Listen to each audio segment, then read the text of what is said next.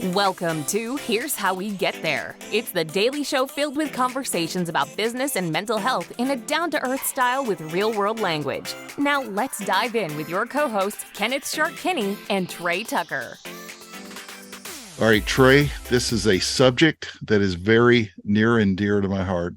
One, because I'm also a Razorback football and basketball fan, and I love to eat as much barbecue as possible.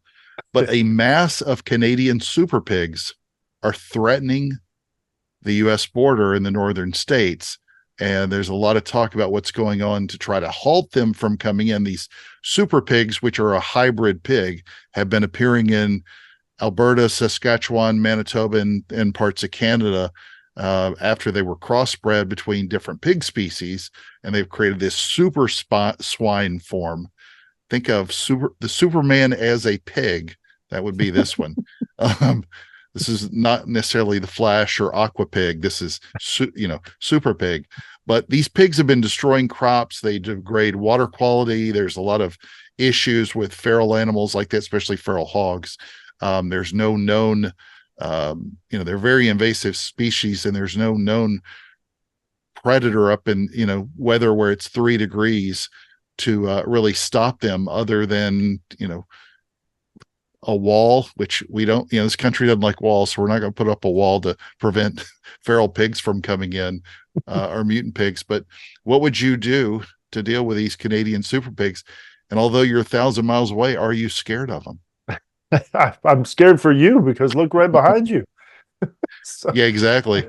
Except over your left shoulder. It's them chasing me to go after when I eat at Memphis Barbecue Company. That's right.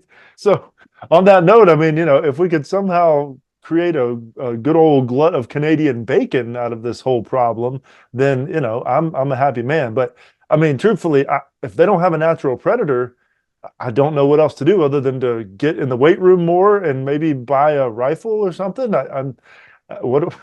What are we supposed to do here? Because I mean, I know some ranchers, and I know they have problems. I'm being serious here. They do have problems with hogs on their land where they will root up the ground and cause holes that the horses then stumble in, break their legs, and have to be put down. So it actually can become a real issue here for the land itself and for other animals. So I'm glad whoever they are is kind of on top of the issue right now, because I truly wouldn't know what to do. Well, the interesting thing, the articles that I've read, they were talking about the battle between the super pigs and the U.S. authorities is waging on.